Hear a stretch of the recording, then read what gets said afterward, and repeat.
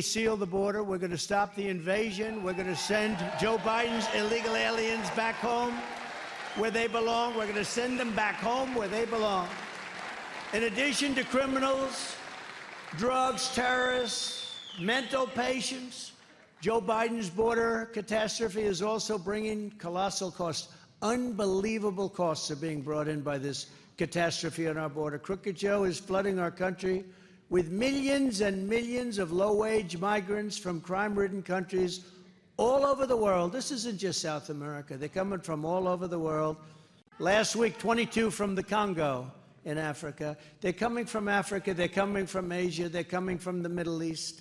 We're bombing Yemen. Here we go again with the bombs, right? A phone call could solve the problem in about 2 minutes if you had a president that knew what the hell to say. Here we go with those bombs. Let's drop bombs. Let's kill everybody. That's what they say. Let's go and kill everybody. $1 million a bomb. Each bomb, average price, $1 million. Let's bomb the hell out of these countries that don't want to be bombed. You can make a deal. I made deals.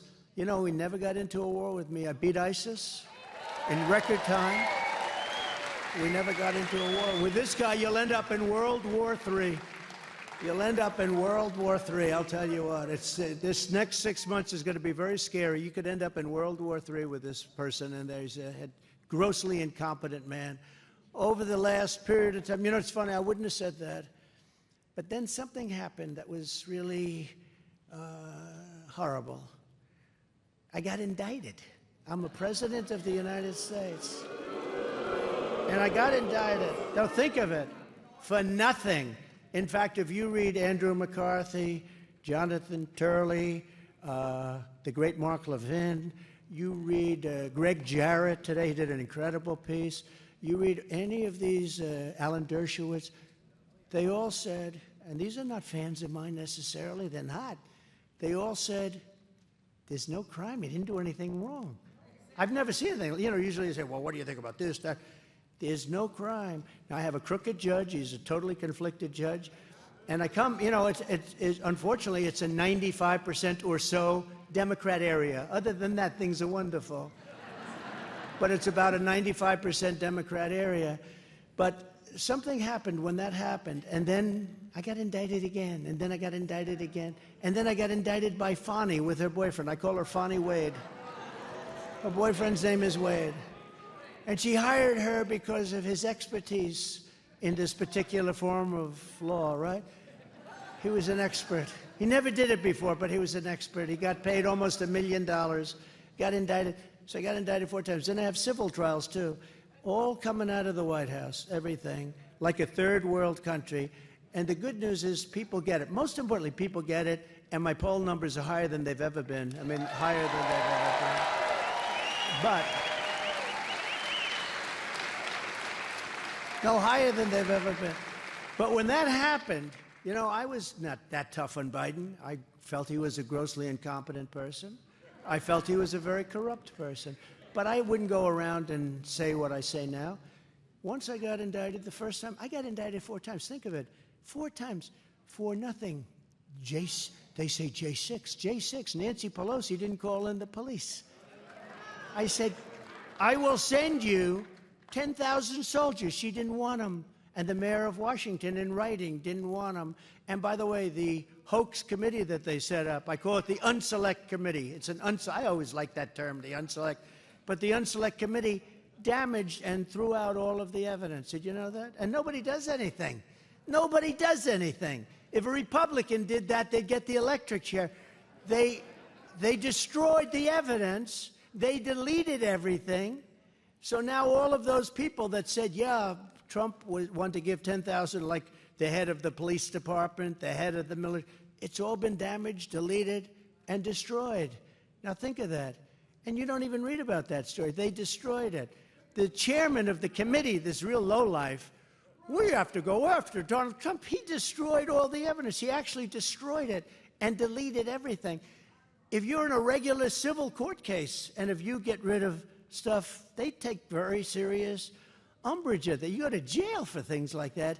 And this committee destroyed everything. Remember the person that said, I attacked. I'm a lover, not a fighter.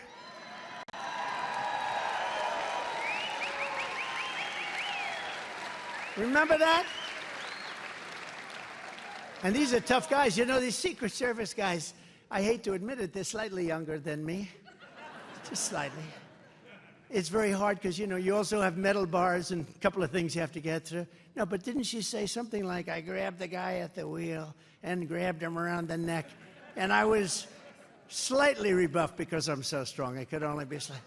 And then I grabbed the man on the right, who I think was a black belt in karate or something and like 30 years old.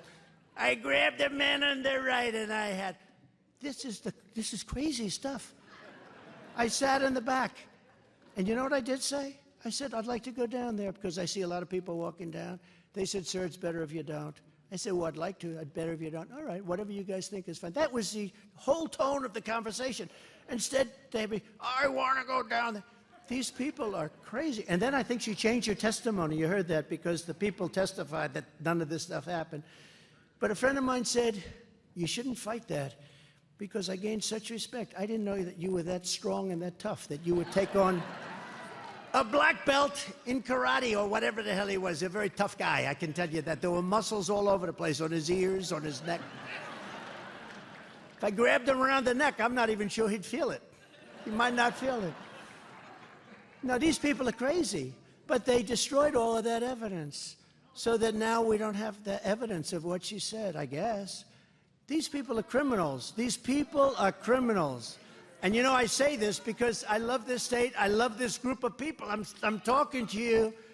So far, I've been 92% off teleprompter and 8% on teleprompter.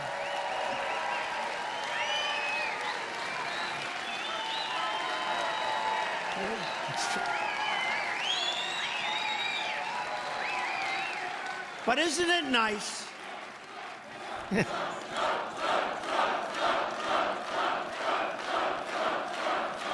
Thank you.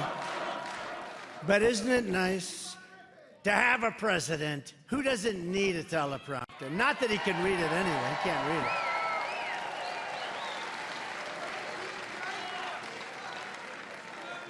Now think if I read my teleprompter and I'm going, well, let's see, because of the weakness in the economy, I'd like to apologize. Pause.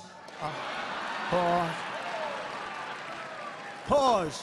What was that? That's unbelievable. Pause. You know, I was watching it. I said, that was weird. They actually don't have pause in my teleprompter, you know? They have a blank space that's like you see. If there's a response.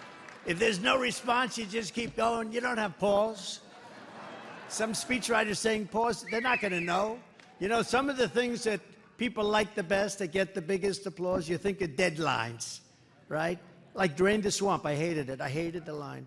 I said, when I first started, because we did Drain a lot, I got rid of Comey, I got rid of so many people, but it is deep. But listen,